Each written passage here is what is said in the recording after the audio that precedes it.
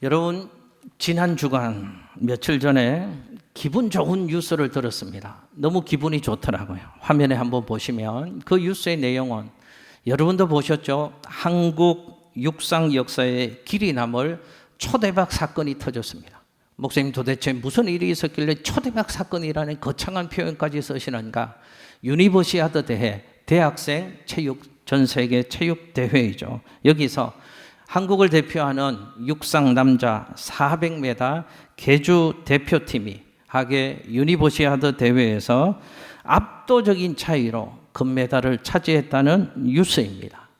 여러분, 400m 계주는 4사람이 100m씩 바톤을 주고받으면서 누가 1등을 하는가 경주하는 게임이죠. 여기서 육상 계주 대표팀이 우리나라의 대표팀이 세계 종합대회에서 우승한 건 이번이 육상 계주 대표팀 역사 가운데 처음이랍니다.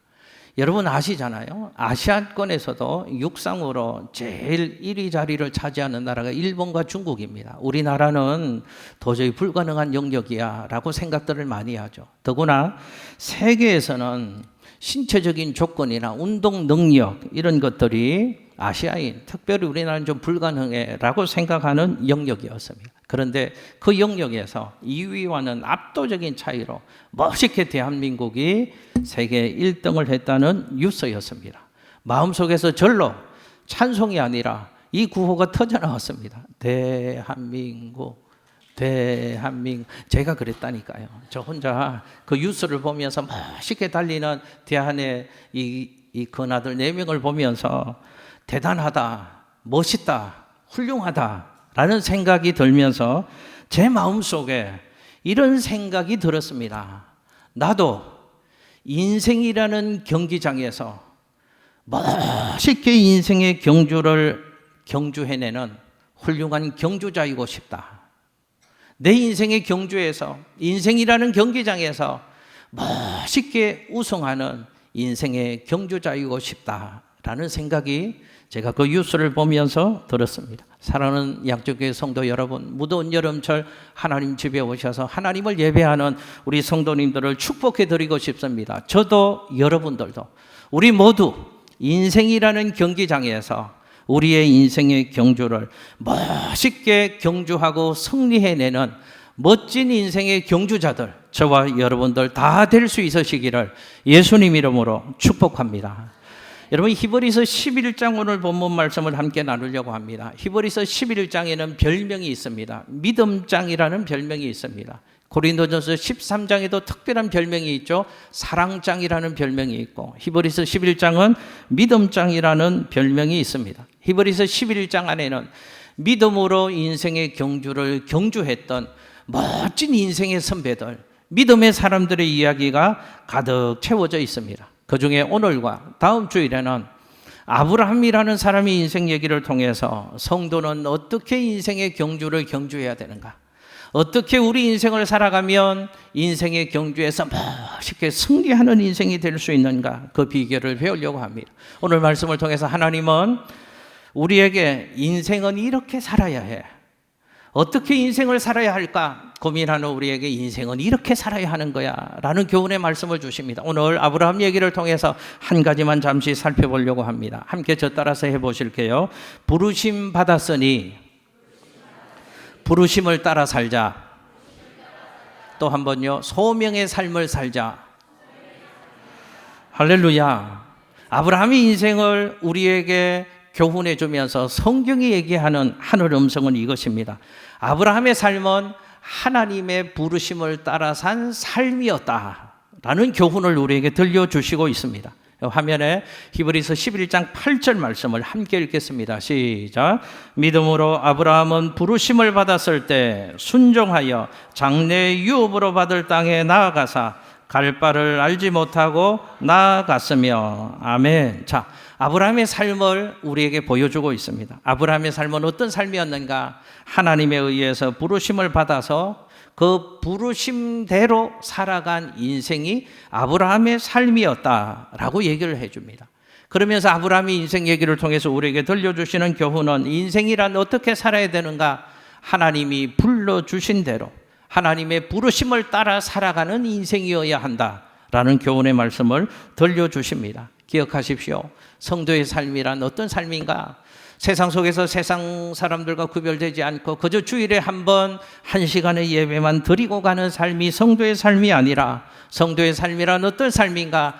하나님이 나를 불러주셨다. 이 확신 가지고 하나님의 부르심을 따라 살아가는 삶이 성도의 삶이다. 라고 성경은 우리에게 교훈해 주고 있습니다. 여러분, 우리는 하나님의 부르심을 받은 사람들입니다.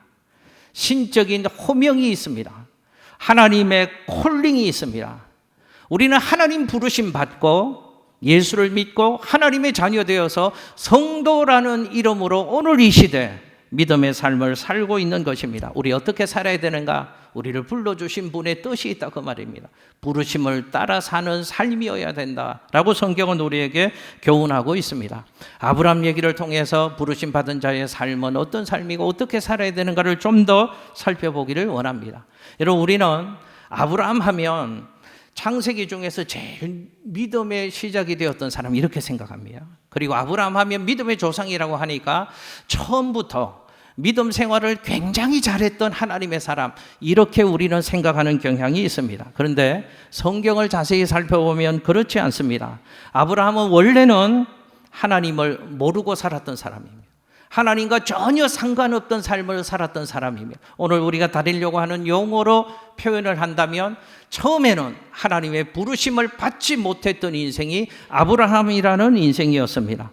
하나님의 부르심 받기 전, 하나님과의 관계를 맺기 전 아브라함은 어떤 삶을 살았는가, 어떤 상태에 있었는가? 이런 화면에 여호수아 24장 2절에서 3절 얘기를 함께 읽겠습니다. 시작. 여호수아가 모든 백성에게 이르되 이스라엘의 하나님 여호와께서 이같이 말씀하시기를 옛적에 너희의 조상들 곧 아브라함의 아버지 나홀의 아버지 데라가 강 저쪽에 거주하여 다른 신들을 섬겼으나 내가 너희의 조상 아브라함을 강 저쪽에서 이끌어내어 가나안 온 땅에 두루 다니게 하고 그의 씨를 번성하게 하려고 그에게 이삭을 주었으며. 아멘. 자, 방금 읽은 말씀이요, 아브라함이 하나님의 부르심을 받기 전, 하나님과의 관계를 맺기 전 그 때의 아브라함의 삶의 모습을 성경이 말씀하고 있습니다. 그런데 잘 성경의 표현을 보면 하나님의 부르심을 받기 전 아브라함은 어디 있었는가? 강 저편에 있었다라는 표현을 씁니다. 성경의 표현이 재밌습니다. 강 저편에 있었는데 하나님이 부르셔서 강 이편으로 옮기셨다라는 표현을 쓰십니다. 강 저편은 구체적인 지역으로 얘기하면 갈대아 우르 지역을 얘기합니다. 하나님 부르심 받기 전에는 강 저편 갈대아 우르 지역에 있었고, 아브라함의 부모님들 조상들은 이방신들 다른 신들을 섬기고 있었고 하나님을 모르는 삶을 살고 있었고 하나님과의 관계를 맺지 않는 삶을 하나님 부르심 받기 전 아브라함의 삶의 모습이었다고 성경은 우리에게 말씀하고 있습니다. 그런데 하나님이 부르셨다는 것, 강 저편에 있는 아브라함을 부르셔서 강 이편으로 옮기셨고 하나님과의 관계가 시작되어졌고 하나님의 사람으로서의 삶을 아브라함이 살게 되었다는 것입니다. 아브라함의 일생은 어떤 삶이었는가? 강 저편에 살다가 하나님에 의해서 이끌림을 받아서 하나님의 부르심을 따라 산 삶이었다라고 성경은 아브라함의 인생 얘기를 소개하고 있습니다. 여러분, 그러면 아브라함이 그런 인생이었다면 성도는 어떤 삶을 살아야 되는가를 생각해 볼 수 있습니다. 성도는 하나님 부르심 받고 하나님 자녀된 사람을 일컫는 말이잖아요. 우리는 하나님 부르심 받고 하나님 자녀되어 성도로 살아가는 사람들입니다. 그러면 성도는 어떤 삶을 이 세상에서 살아가야 되는가? 아브라함의 경우를 생각해 보십시오. 하나님의 부르심에 합당한 삶을 살아가야 한다는 겁니다.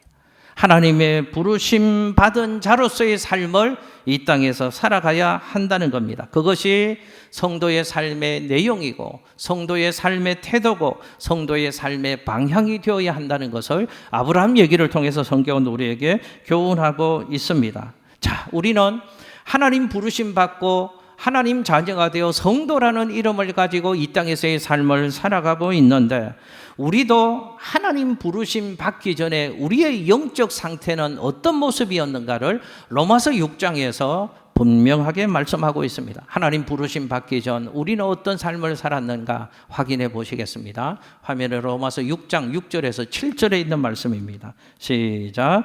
우리가 알거니와 우리의 옛사람이 예수와 함께 십자가에 못 박힌 것은 죄의 몸이 죽어 다시는 우리가 죄에게 종노릇하지 아니하려 함이니 이는 죽은 자가 죄에서 벗어나 의롭다 하심을 얻었습니다. 아멘. 자, 보십시오. 로마서 6장 6에서 7절 말씀이 하나님 부르심 받기 전에 우리의 삶의 상태, 모습이 어떠했는가를 세 가지로 말씀합니다. 하나님 부르심 받기 전에 우리는 원래 어떤 사람이었는가? 첫 번째, 죄의 몸을 가진 사람이었다고 성경은 말씀합니다. 죄에 속하여서 죄의 종노릇 하는 인생이었다고 하나님 부르심 받기 전에 우리의 모습을 얘기합니다. 죄의 종노릇 하는 자는 결국 어떤 인생을 얘기하는가? 하나님과의 관계가 단절되어 있어서 죽은 자였다. 하나님 주시는 생명과 하나님 주시는 은혜와 복을 누리지 못하는 죽은 상태의 존재였다라고 하나님 부르심 받기 전에 우리의 모습을 성경은 분명하게 소개합니다. 기억하십시오. 하나님 부르심 받기 전 우리라는 존재는 있었습니다. 근데 하나님 부르심 받기 전에 우리는 어떤 존재였는가? 죄의 몸을 가진 존재였고 죄에 속한 존재였고 죄로 인하여 죽은 존재였다고 성경은 부르심 받기 전 우리의 모습을 분명하게 말씀하고 있습니다. 그런데 하나님이 강 저편에 있는 아브라함을 불러내셔서 강 이편으로 옮기신 것처럼 이런 상태에 있는 우리를 하나님이 불러주셨습니다. 하나님 부르심 받고 소명받은 이후에 우리는 어떤 존재로 변화되어졌는가를 성경은 로마서 6장 7절에서 11절에 이렇게 우리의 모습을 변화된 모습을 소개하고 있습니다. 화면에 로마서 6장 7에서 11절 함께 읽습니다. 시작. 이는 죽은 자가 죄에서 벗어나 의롭다 하심을 얻었음이라. 만일 우리가 그리스도와 함께 죽었으면 또한 그와 함께 살 줄을 믿나니 이는 그리스도께서 죽은 자 가운데서 살아나셨음에 다시 죽지 아니하시고 사망이 다시 그를 주장하지 못할 줄을 알미로라. 그가 죽으시면 죄에 대하여 단번에 죽으시며 그가 살아나시면 하나님께 대하여 살아계심이니 이와 같이 너희도 너희 자신을 죄에 대하여는 죽은 자요 그리스도 예수 안에서 하나님께 대하여는 살아있는 자로 여길지어다. 아멘. 할렐루야. 제일 끝에 너희는 하나님 부르심 받고 이런 자가 되었는데 이런 자로 여길지어다 이렇게 표현합니다. 여길지어다 저 말은 확신하라는 의미입니다. 하나님 부르심 받고 죄의 몸이었고 죄에 속한 자였고 죄 때문에 죽은 자였는데 우리가 이렇게 바뀐 존재라는 것을 확실히 기억하는 삶을 살아갈 것을 성경은 우리에게 말씀하고 있습니다. 첫 번째는 죄의 몸이 의의 몸이 되었다고 성경은 말씀합니다. 두 번째는 죄에 종속된 자였는데 이제는 죄에서 자유하게 되어져서 이제는 죄에 속한 자가 아니고 그리스도 예수께 속한 자가 되었다고 우리의 변화된 모습을 얘기합니다. 죄와 죽음으로부터 자유하게 된 존재라는 것을 성경은 이렇게 말씀하는 것이죠. 그리고 죽었던 자였는데 이제는 그리스도와 함께 살리심을 입은 자가 되었다. 죽음으로부터 승리한 자가 되었다라고 우리의 변화된 모습을 말씀합니다. 보십시오. 이게 하나님 부르심 받은 자, 소명 받은 자의 상태라고 말한다면 부르심 받은 우리는 이 땅에서의 인생이라는 경주를 경주하는 경주자로 어떤 삶을 살아야 되는가? 의의 몸을 가진 자로 살아야 하고 죄에 대하여는 자유한 자로 살아야 하고 부활의 생명을 가진 자, 승리자로서의 삶을 살아가야 될 것을 성경은 우리에게 말씀하고 있다는 것입니다.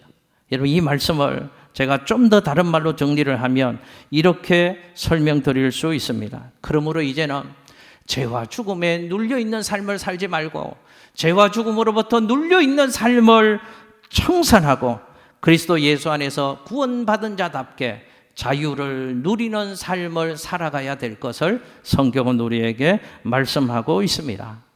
제가 말씀을 준비하면서 이런 질문이 제 안에서 생겼습니다. 좋아.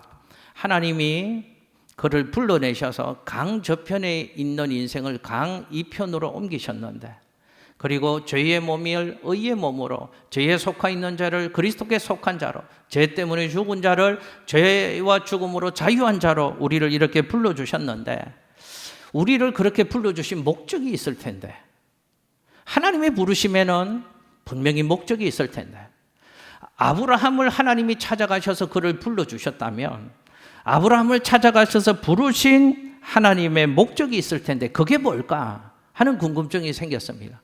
왜 하나님이 아브라함을 강 이쪽으로 불러내셨는가? 그 목적을 성경에서 이렇게 말씀합니다. 여호수아 24장 3절 말씀입니다. 화면에 함께 읽습니다. 시작.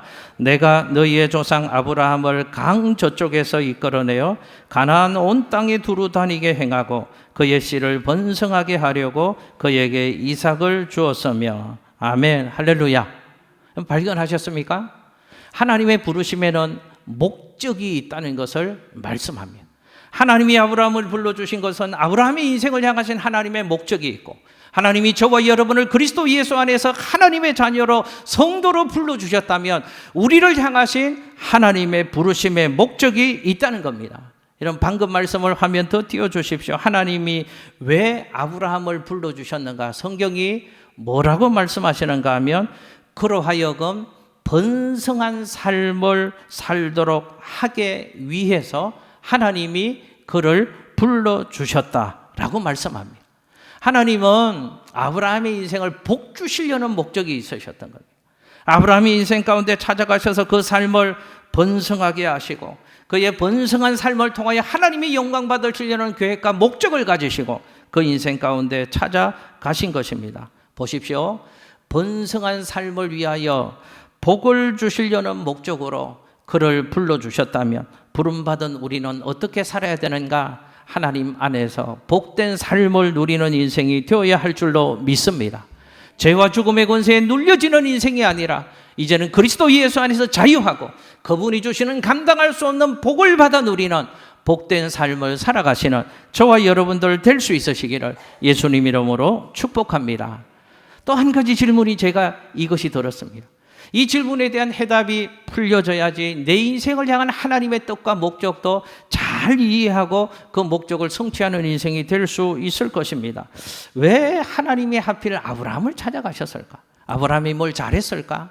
아브라함이 하나님 마음에 드는 구석이 있었을까? 아브라함의 수준이 하나님이 원하시는 수준에 도달해서 하나님이 그것 때문에 그를 찾아가시고 불러주셨을까? 성경을 보니까 아닙니다. 왜 하나님이 아브라함을 찾아가셨는가? 여러분 화면에 이사야 51장 1절에서 2절 말씀을 함께 읽겠습니다. 시작. 의를 따르며 여호와를 찾아 구하는 너희는 내게 들을지어다. 너희를 떠낸 반석과 너희를 파낸 우묵한 구덩이를 생각하여 보라. 너희의 조상 아브라함과 너희를 낳은 사라를 생각하여 보라. 아브라함이 혼자 있을 때 내가 그를 부르고 그에게 복을 주어 창성하게 하였느니라. 아멘. 여러분 성경의 표현이 아브라함이 혼자 있을 때 하나님이 그를 찾아가셨다고 표현합니다. 그리고 그 아브라함의 인생을 파내었다, 떠내었다 이런 표현을 성경에서 쓰십니다. 그러니까 아브라함이 뭘 잘해서 그런 게 아니라는 것을 성경은 계속 말씀하고 있습니다. 하나님이 일방적으로 그 인생 가운데 찾아가셨다는 겁니다. 그리고 그를 부르셨다는 겁니다. 그리고 그에게 복을 주시고 창성한 삶을 살게 하시려는 뜻을 가지시고 그 인생에 찾아가시고 그를 부르셨다는 것을 성경은 말씀을 하십니다. 기억하십시오. 우리는 세상 어떤 것에 눌려 지낼 인생이 아니라는 것을 기억하십시오. 하나님 안에서 자유하게 하시고 하나님 안에서 그분이 주시는 복을 누리고 창성한 삶을 살게 하시려는 그 목적을 가지시고 하나님은 그리스도 예수 안에서 저와 여러분을 불러주시고 하나님의 소유 삼았다는 것을 기억하십시오. 아브라함이 무슨 조건이 있었을까?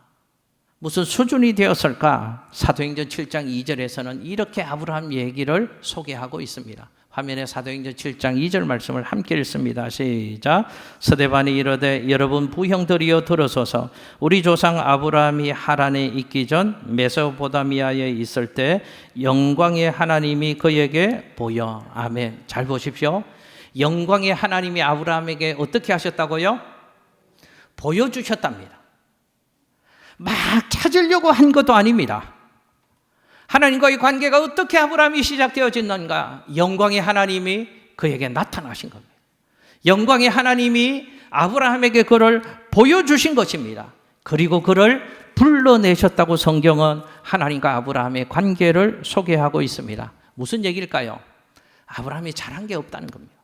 아브라함이 수준이 되었다는 게 아닙니다. 하나님의 전적인 은혜로 하나님이 아브라함을 불러주셨다는 겁니다. 기억하십시오. 우리가 하나님 자녀로 성도로 부름받은 것은 전적인 하나님의 은혜입니다. 우리가 뭘 잘해서 그런 게 아닙니다. 우리가 얼마나 잘해야지 하나님 마음에 들까요? 몇 점을 맞아야지 하나님의 기준에 합격을 할까요? 아닙니다. 우리의 애쓰고 수고함으로 우리의 헌신과 충성으로 하나님 부르심 받을 수 없습니다. 하나님이 저와 여러분을 은혜로 불러주신 줄로 믿습니다. 하나님이 저와 여러분을 은혜로 불러주셨다면 우리를 향한 기막힌 계획과 특별한 약속이 있다는 사실을 기억하고 그 하나님을 바라보며 그 약속을 신뢰하며 살아가야 될 것을 하나님은 부름받은 자들에게 소개하고 있습니다. 여러분, 마지막으로 제가 제일 좋아하는 성경의 말씀 중에 한 부분인 이사야 43장 1절 2절 말씀, 부름받은 자에게 하나님이 이런 약속을 주십니다. 같이 한번 읽겠습니다. 시작. 야곱아, 너를 창조하신 여호와께서 지금 말씀하시느니라. 이스라엘아, 너를 지으신 이가 말씀하시느니라. 너는 두려워하지 말라. 내가 너를 구속하였고 내가 너를 지명하여 불렀나니 너는 내 것이라. 네가 물 가운데로 지날 때 내가 너와 함께 할 것이라. 강을 건널 때 물이 너를 침몰하지 못할 것이며 네가 불 가운데로 지날 때 타지도 아니할 것이요 불꽃이 너를 사르지도 못하리니. 아멘. 할렐루야. 저는 이 말씀이 너무 좋습니다. 하나님이 말씀하신답니다. 저를 향하여 너는 내 것이라. 이 말씀이요 깨달아지고 이 말씀이 하늘 음성으로 제 귀에 들려질 때 얼마나 감격이 있었는데요. 하나님이 말씀하신다니까요. 너는 내 것이야. 내가 너를 지명하여 불렀어. 그래서 너는 내 것이야. 그러니 두려워하지 말라고 말씀합니다. 여러분, 하나님의 자녀들에게도 하나님의 소유된 하늘 백성들에게도 물 가운데로 지나는 인생의 어려운 시간도 있답니다. 불꽃을 지나가는 인생의 눈물 나는 시간도 있을 수 있답니다. 여러분, 아무 일도 일어나지 않고 아무 사고도 없다는 말씀 안 하시잖아요. 물 가운데로 지날 때도 있고 불 가운데로 지날 때도 있답니다. 오늘 2부 예배 시작하기 전에도 어떤 성도님은 안타까운 상황을 향해서 목사님 함께 기도해 주십시오. 걱정하지 마세요, 권사님. 하나님이 함께 하실 거예요. 그 말씀을 드리고 함께 기도해 드리고 2부 예배를 들어왔거든요. 여러분, 물속을 지날 때도 있습니다. 불꽃을 통과할 때도 있습니다. 그러나 중요한 말씀, 하나님이 뭐라고 말씀하십니까? 두려워하지 말랍니다. 왜요? 물속에도 불속에도 하나님이 함께해 주신답니다. 하나님이 우리를 지켜주시겠다. 불꽃이 나를 사르지도 못하도록 불꽃 속에도 하나님이 함께 하시며 하늘 권세와 하늘 능력으로 하늘 백성들을 지키고 보호해 주시겠답니다. 그러니 두려워하지 말라고 말씀합니다. 여러분 기억하십시오. 우리 인생을 어떻게 살아야 될까? 저도 고민해 볼 때가 많습니다. 한 번뿐인 인생 잘 살아야 되겠는데 저 1등 결승점을 통과하는 저 선수들처럼 멋있게 승리자의 삶을 살아야 될 텐데 어떻게 살까? 기억하십시오. 나는 하나님 부르심 받은 존재다. 하나님이 나를 불러주셨다면 하나님이 나를 책임져 주실 것이다. 하나님은 지금도 나와 함께 하신다. 하늘 능력으로 나를 지키고 보호해 주신다. 그러니 우리는 날마다 믿음으로 살아야 합니다. 기대하며 살아야 합니다. 찬송하며 살아야 합니다. 잘 되실 겁니다. 좋아질 겁니다. 하나님이 함께 하시니까. 하나님이 복 주시려는 계획을 가지시고 우리 인생을 창성하게 하시려는 뜻을 가지시고 그리스도 예수 안에서 우리를 불러주셨으니 우리는 그분 신뢰하고 그분의 말씀에 순종하는 믿음의 삶을 한 걸음 한 걸음 살아가며 그분이 우리의 삶을 복되게 하실 줄로 믿습니다. 기도하겠습니다.